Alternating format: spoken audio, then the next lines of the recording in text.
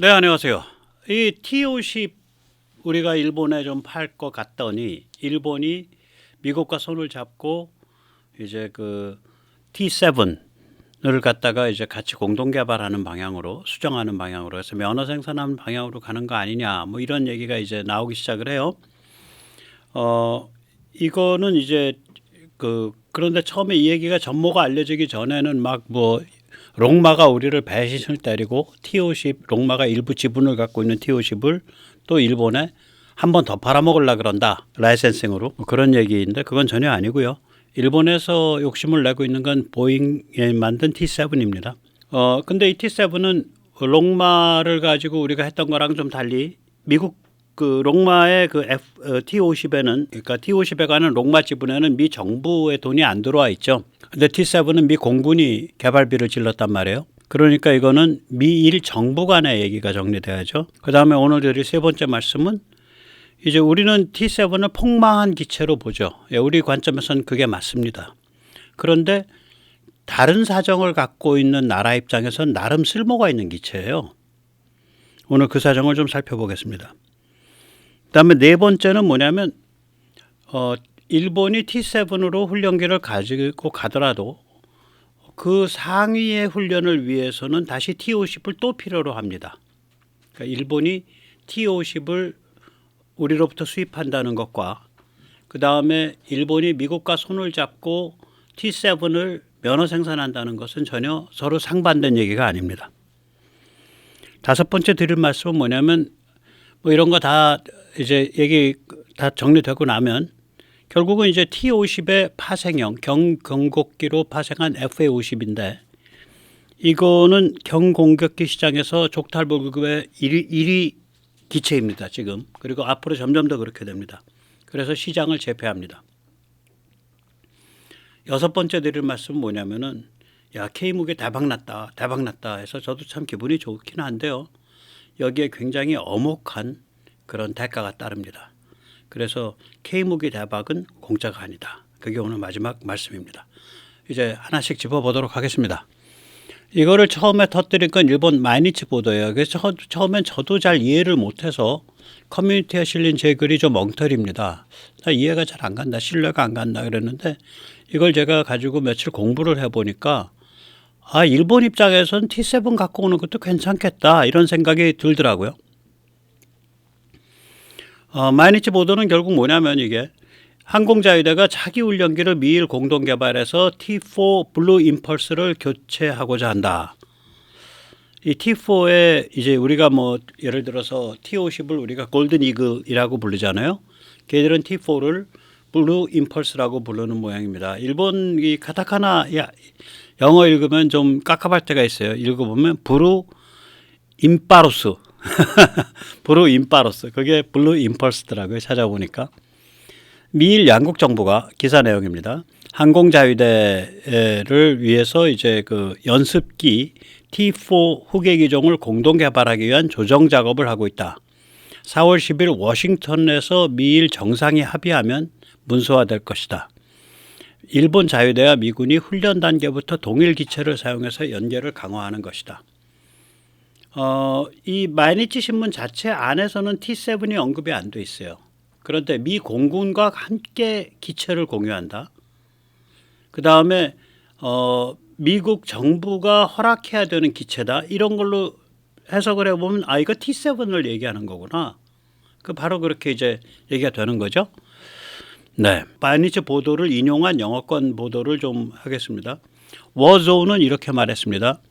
일본은 T7을 차기 훈련기로 원한다. 미국과의 협력을 강화하고 코스트를 낮추기 위해서다. 그 다음에 에비에이션의 이제 스페인 발음이 아비아치온인 모양이에요. 아비아치온 라인이라는 게 있습니다. 근데 이제 영어로 돼 있어요. 여기는 이렇게 나옵니다. 일본이 미 공군의 꽁무니에 올라탄다면 일본 방사함 업체가 먹을 빵은 거의 없게 된다. T7A는 비록 지연되고는 있지만 거의 개발이 완료되어 있기 때문이다. 일본이 기여할 게 별로 없다. 그런데 이것이야말로 일본이 T7A를 선택하는 이유다. 미일 정상회담에서 좋은 조건으로 T7A의 일본판 수정 버전 가칭 T7AJ를 라이센스 생산할 수 있으며 동시에 미 공군과 매우 강한 호환성을 확보할 수 있기 때문이다. 또한 투자를 절약해서 차세대 전투기 프로젝트 GCAP에 집중할 수도 있다. 아주 정확하게 짚은 겁니다. 오늘 그 속사정을 좀 더 알아보겠습니다. Alert5라는 데가 있는데 이게 제가 마이니치 보도가 이런 게 있다는 걸 알고 바로 영어권으로 뒤졌을 때 그때 이틀 전만 해도 Alert5 하나밖에 없었어요. 그 다음에 워존이 나왔고 그 다음에 아비아치온 라인이 나온 거예요. 즉 Alert5는 마이니치 보도를 영어권으로 가장 먼저 옮긴 매체인데 이게 가장 먼저 옮기다 보니까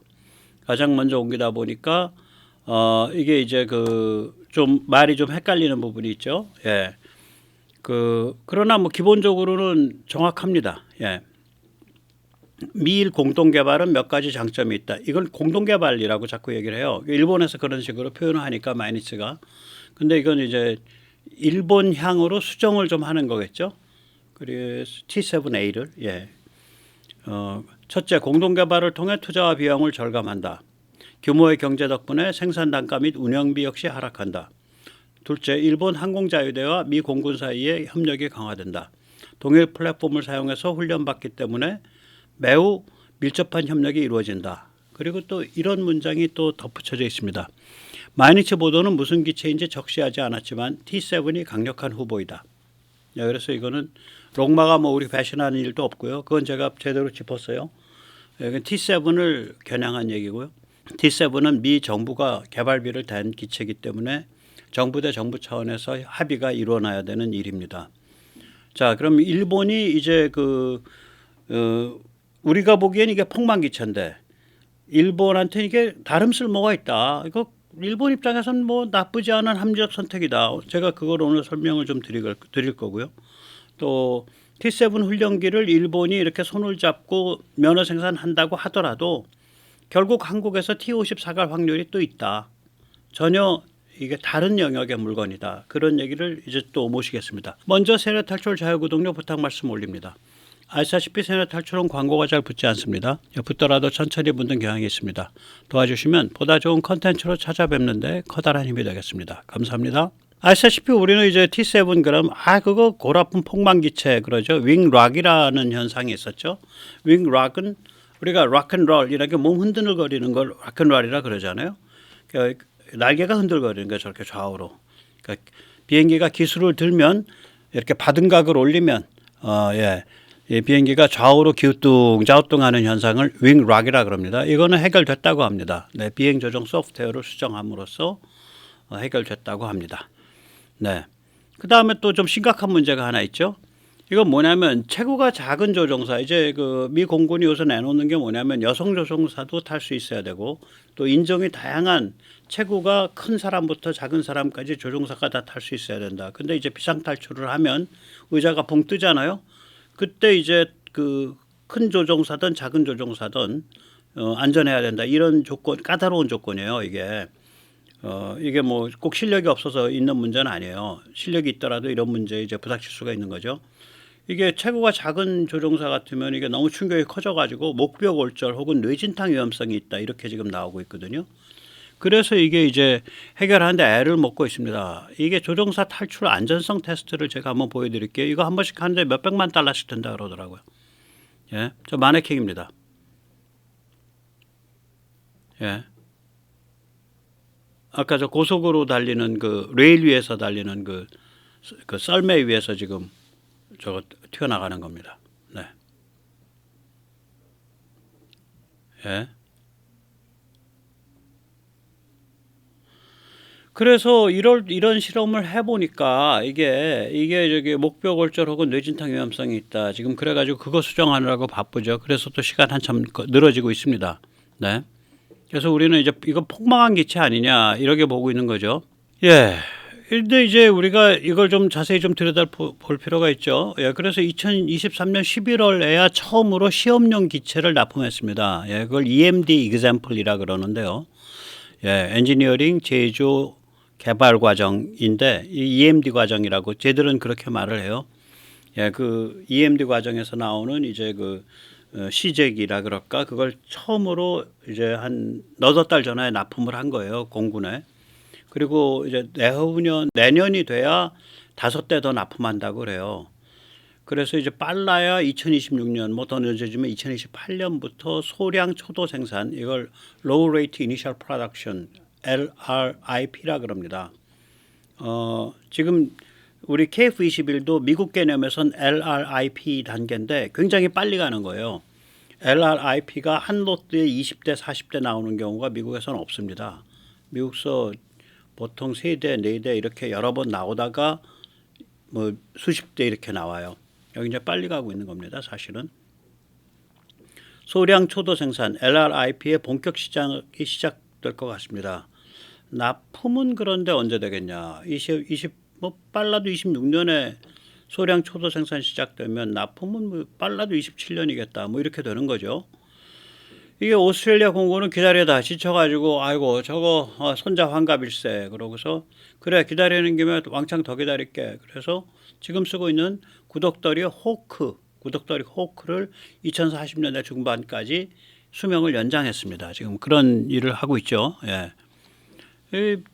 그러니 이게 이렇게 멀쩡하게 날아다니는 것 같아도 지금 여러 가지 문제가 이제 첩첩산중으로 꼬여 있는 거예요. 그래서 이제 한국에서는 야 저거 말이야, 저거 완전히 저게 그 폭망 프로젝트야, 뭐 이렇게 얘기를 하는데 실제로 내막을 들여다보면 우리랑 문맥이 달라요. 우리랑 상황이 다른 나라들이에요. 그래서 이따 보시면 아시겠지만 야 저런 나라에서 저런 국가들에서는 그래 저런 것도 필요하겠다 그런 생각이 저절로 드십니다. 예. T7과 T50은 제품 컨셉과 용도가 다릅니다. 예, T7은 이 공군 파일럿 양성에 있어서 중국 코스를 경제성 있는 중국 코스 전용 기체를 사용해서 오랫동안 널널하게 중국 코스 교육을 실시하는 국가에 적합합니다. 지금 기존에 존재하는 이런 중국 코스 전용 훈련기가 서방에서 한 4종류 있죠. 미 공군이 사용하고 있는 T-38 탈론, 그 다음에 일본이 사용하고 있는 T-4 블루 임펄스, 그 다음에 여기저기서 사용하고 있는 BAE 호크 T-1, 그 다음에 우리랑 가끔 부닥치는 그 경공격기 시장에서 이탈리아의 M346, 이게 다 중급 코스 전용 훈련기예요. 그래서 이 중국 코스 전용 훈련기들의 좀 특징이 있습니다.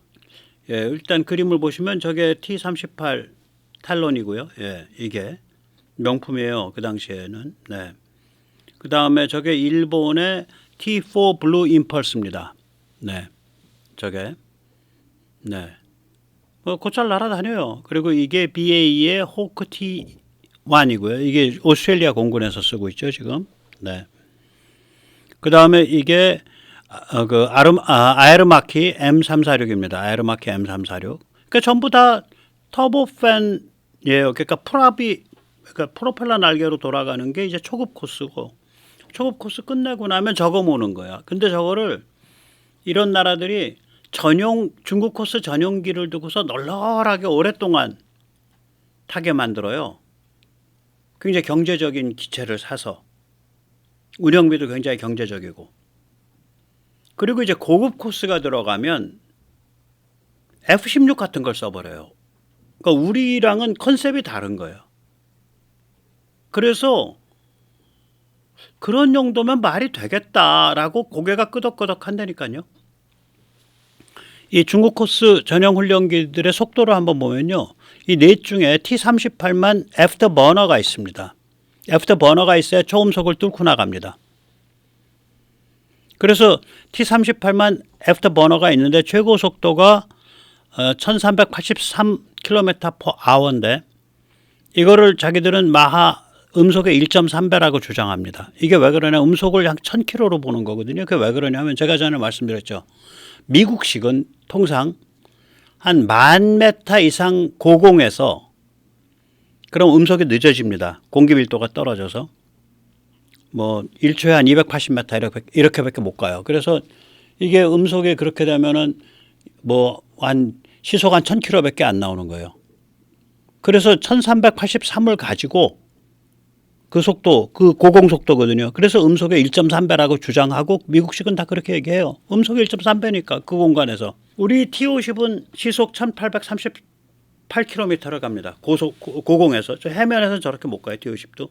그런데 T50은 저걸 음속을 계산할 때, 마하를 계산할 때 고공 속도를 해수면 음속으로 나눠요. 그래서 마하 1.5예요. 저걸 미국식으로 고공 속도를 고공의 음속으로 나누면 마하 1.7이 됩니다. 그러니까 우리 T50보다 T38이 훨씬 늦어요. 초음속을 돌파하긴 하는데. 그리고 나머지 넷 중에 나머지 세 개는 아예 초음속 영역에 못 들어가요. 실제로는. 그러니까 이거는 중급 코스 전용 기체들이에요. 우리는 그런 상상을 못 하잖아요. 우리 대한민국 공군은 그 KT-1 웅비 프로펠러 돌아가는 거 그거 타고 나면은 바로 이 그 T50을 타거든요. 근데 초음속까지 그냥 음속에 미국 기준 음속에 1.7배까지 치닫는 무시무시한 초음속계를 타는데 이 그 다른 나라들은 특히 미국이나 일본은 이거를 한 단계 거쳐가지고 타는 거예요. 중급 코스가 따로 있는 거예요. 우리는 중급과 고급이 이렇게 하나로 이렇게 엮여져 있는 거죠. 예, 좀 다릅니다. 그러니까 교육훈련 과정이. 그래서 이게 이제 이걸 보시면은 좀 아시겠는데, 공호 중량을 쭉 보세요. 우리 T50이 14,000파운드가 가는데요. 미국 거 T38 7,200파운드, 우리의 절반입니다. 일본 T4 8,000파운드. 체중이 작다는 건 뭐겠어요? 기름을 작게 떼도 날아다니는 거예요. 굉장히 경제적이야. 기름값이 절반밖에 안 들어. 우리랑 비슷한 체급으로 올라와 있는 게 M346이에요. M346은 경공급기를 할까? 아니면 저기 뭐야 그 훈련기를 할까? 왔다 갔다 한 그런 흔적이 좀 있어요. 저에는. 최대 이륙 중량 보세요. 우리의 공호 중량보다 가볍잖아. T38 보세요. 최대 이륙 중량이 12,900밖에 안 돼. 우리의 공호 중량, 우리 빈 껍데기 중량 14,000보다도 가벼워요. 엔진 드라이 출력을 한번 보세요. M346이 우리보다 쌍발로 좀 크고 T38은 우리의 절반도 안 돼요. 4,100 파운드 포스야. 지금 T38을 유심히 보셔야 돼요. T38을 고스란히 옮겨놓은 게 T7입니다. 일본의 T4도 엔진이 두 발인데 두 발 합이 7,300파운드밖에 안 돼요. 엔진이 애프터버너가 있냐 없냐. T38에서 쓰는 엔진 빼고는 애프터버너가 없어요. 근데 T38 애프터버너 왕창 해봐야 5,800파운드 파운드 포스밖에 안 나옵니다. 우리 T50 애프터버너 17,000 파운드 포스의 3분의 1에 지나지 않습니다. 최고 속도 보세요. 전부 다 말하자면 아음속 대역이에요. 마하 0.95 뭐 이래요. 마하 0.84. 단 하나 T38만 마하 1.3을 주장해요. 시속 1382km 최고 속도가. 예. 이제 이게 그 우리는 1838km죠. 근데 여기 특이한 게 있어요. 호크가요. 좀 특이해요. 호크가 기체가 좀 무겁잖아요. 공호 중량이 9,800이잖아요. 이게 기체가 단단해야 초음속을 뚫고 나갑니다. 보통은. T38이니까 잘 만든 비행기라는 거죠. 기체가 가벼운데도 초음속을 뚫고 나가니까. 호크가 기체가 9,880 파운드인데 얘가 1,028kg가 나와요. 그럼 고공에 갖다 놓으면 이게 음속을 돌파하는 거거든. 해수면 기준 0.84거든요. 저속도가 고공 속도인데 그러면 얘가 고공을 가게 되면 초음속 충격파를 견뎌내긴 해요. 그런데 딱 뭐가 붙어 있냐면 절대로 음속의 1.2배 넘지 마라. 저거 뭐냐면 천음속 정도만 견디지 초음속 영역 제대로 못 들어간다는 얘기예요. 천음속이라는 건 뭐냐면요. 그걸 이렇게 제대로 설명하는 걸 제가 별로 못 봤는데 저도 간신히 알아낸 거예요. 아음속은 음속의 이하죠. 천음속은 뭐냐면 자 비행기 기체라는 게 좀 이렇게 울퉁불퉁하게 생겼잖아요. 이 영역의 속도, 공기 흐름의 속도하고 이쪽 공기 흐름의 속도가 달라요. 비행기가. 그러면 여기는 음속을 돌파했는데 여기는 음속을 못 돌파하는 경우가 있어요. 이걸 천음속이라 그래요.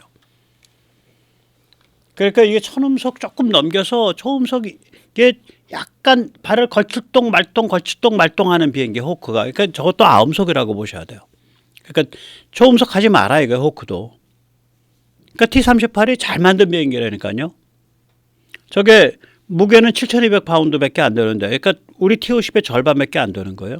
최대 이륙 중량이 우리 T-50의 그 비어 있는 중량보다, 그 공허 중량보다 작아요. 최대 이륙 중량이 12,000파운드밖에 안 돼. 12,900파운드밖에.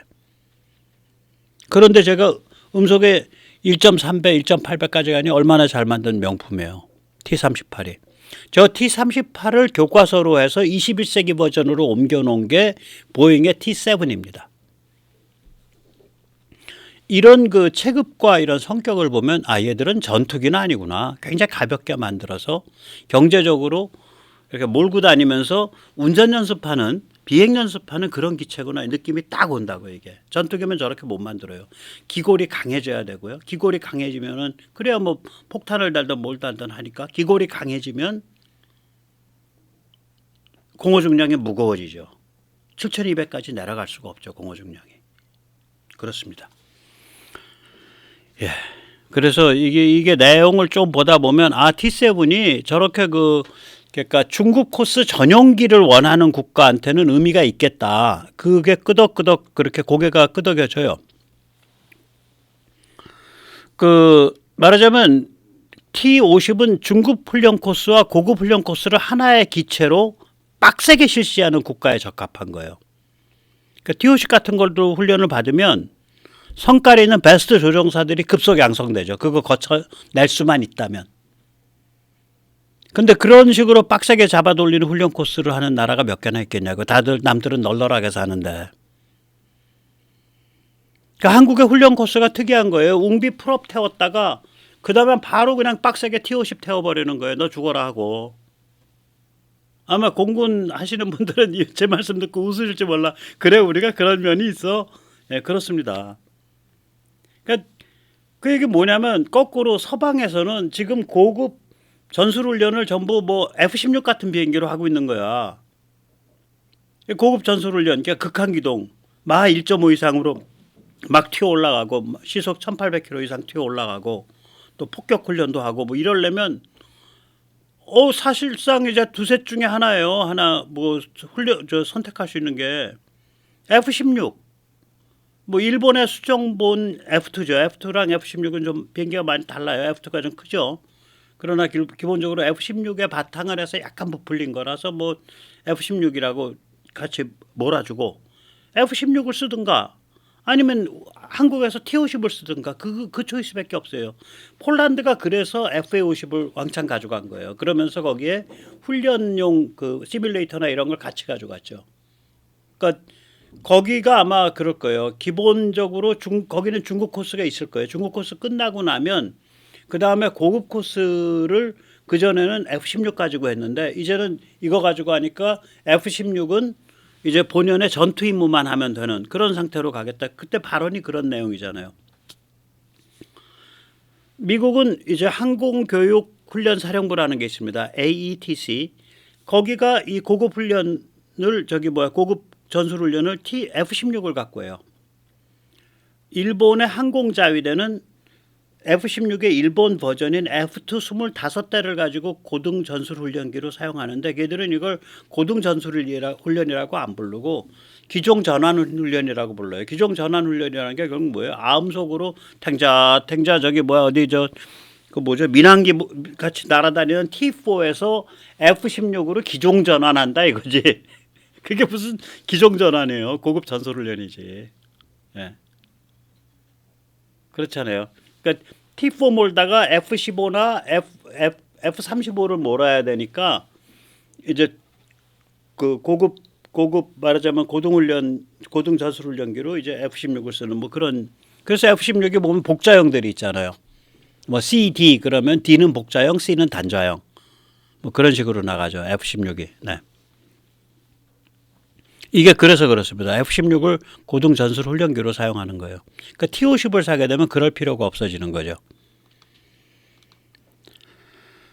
그래서 이제 여기서 이제 고개가 끄덕끄덕해지니 뭐냐면 그 일본 입장에서는 걔들은 널널하게 중국 코스 전용기를 두는 애들이고 중국 코스 전용기를 둬 갖고 좀 널널하게 이렇게 저기 조종사를 훈련하는 애들이니까 그 경제적으로 운영할 수 있는 뭐 기름 한 절반만 떼도 운영할 수 있는 그런 중국 코스 전용기를 둘만 하겠다. T7에 그 상당히 그 매력을 느낄만 하겠다 이렇게 인정이 되는 거예요. 이게 뭐 한국 뒤통수 깔라고 하는 게 아니에요. 그래서 일본을 욕하고서 화를 내면 이게 굉장히 어리석은 아주 칭얼거리는 소리가 되죠.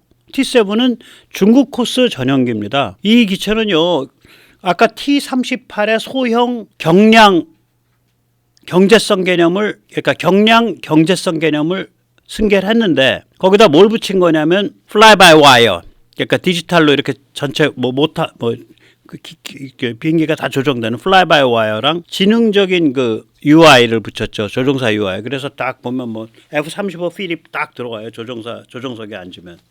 그리고 초음속 맛보기를 할 수 있어요. 목표는 마하 1.05예요. 지금은 아직 거기까지 안 갔는데요. 엔진으로 보면 그거 이상 날 수 있는데 그거 이상 속도를 못 나게 막아놨을 거예요. 그리고 기체가 너무 성냥갑처럼 이렇게 가볍고 막 연약해서 이거 가지고 고등 전술 훈련 못해요. 극한 기동 못하고. 근데 얘들은 어차피 중국 코스 전용이야. 얘들 입장에서는 운영비 절반밖에 안 드니까 좋은 거예요. 기름 절반밖에 안 떼는데. 그럼 이제 그거 끝나고 고급 코스 가려면 어떡할래? 일본은 지금 고급 코스를 위해서 뭘 하냐? F-16의 일본 버전인 F-2 25대를 가지고 훈련을 시키고 있는데 F-2가 이게 생산 끝난 지가 13년 됐습니다. 2011년에 생산이 끝났어요. 그런데 F-2를 또 62대는 전투기로 배정을 해놨네. 부품 빠지면은 거기 부품 빠지면은 훈련기에서 빼서 집어넣어야 될 거 아니야. 동류 전환이라 그러죠. 그 훈련은 뭘로 하냐고. 그러면 고등 전술 훈련을 하려면은 결국은 일본은 중고 F-16을 사다가 쓰든가. 일본 공군은 F-16 운영 안 할 거예요. F-2만 운영하지. 아니면 한국에서 T-50 혹은 TA-50. TA-50은 이제 공격하는 훈련도 할 수 있거든요. 레이더를 달고 있고 이러니까. 그걸 사다 쓰든가. 그래서 일본은 걔들은 널널한 중국 코스를 오래 운영하는 그런 사람들이니까 거기서는 기름 적게 떼는 T7을 중국 코스 전용기로 살만해요. 근데 그걸 샀다고 해서 우리한테서 T-50을 살 필요가 없어지냐? 아니요. 여전히 남아있어. 우리한테 T-50 사든가 뭐 하다못해 F-16 중고를 국제시장에서 사다가 써야 돼요. 그래서 이런 거니까 일본이 뭐 우리 통수를 때리고 어쩌고 저쩌고 그런 유치찬란한 얘기 속지 마세요. 그건 유치찬란한 얘기입니다. 차라리 우리 아버지 옛날에 천하장사였어 뭐 이렇게 떠드는 게 나아. 자, 중국 코스 전용기체 T7의 실체를 한번 제가 보죠. 이게 이제 아까 명품이라 그랬던 T-38 옛날 비행기하고 T7을 비교를 해보면요. 길이 거의 같아요. 폭이 한 1.6m 커졌네요. 익면은 발표가 안 돼 있어요. 공호 중량 거의 같죠. 7,200파운드, 1,165파운드. 최대 이륙 중량 12,900파운드, 12,100파운드. 엔진만 왕창 커졌어요. T-38은 엔진이 4,100, T7은 엔진이 11,000. 드라이 기준. 애프터버너 기준 T-38은 5,800파운드 포스, T7은 17,000파운드 포스. 그러니까 엔진만 왕창 커진 거예요. 근데 또 최고 속도는 오히려 낮아졌어. 즉 다시 말하자면 T-38과 굉장히 유사한 몸집, 공호 중량이나 최대 이륙 중량 이런 거 보면 또 폼 팩터라 그러죠. 형상. 이건 굉장히 비슷해요. 길이 뭐 이런 거. 길이, 폭 이런 게. 근데 뭐냐면 그러한 경제성 있는 이게 에너지라는 게 그렇잖아. 무게가 절반밖에 안 나가고 날개가 좀 커졌으면 날개 폭이 보니까 커졌구만. 1m 50이나 1m 60이나. 커졌으면 엄청나게 기름도 적게 먹잖아. 우리 FA-50에 비해서 무게가 절반밖에 안 나가는데 절반밖에 안 먹는다는 거예요. 최소한. 최대 먹어봐야. 운영하기 좋지. 그런데다가 딱 들어가면 딱 F-35 실내 장식이 돼 있네. F-35 필이 빡 느껴져요. 그러니까 T-38의 경량 경제성 컨셉을 승계를 하면서 그리고 나머지는 나 몰라야. 엔진 파워가 2배이면서도 기체를 경량화하려고 극단적 다이어트를 한 거예요. 진짜 말라깽이에요. 뼈 다 깎아내고 근육 다 감소시킨 거야. 그러니까 이륙중량이 오히려 지금 T38보다도 낮아져 버렸잖아요. 길이와 날개폭이 커졌는데 이륙 중량이 공호 중량이 T38보다 낮아졌고 최대 이륙 중량도 T38보다 낮아졌고, 그러니까 저거 얼마나 다이어트 했단 얘기야.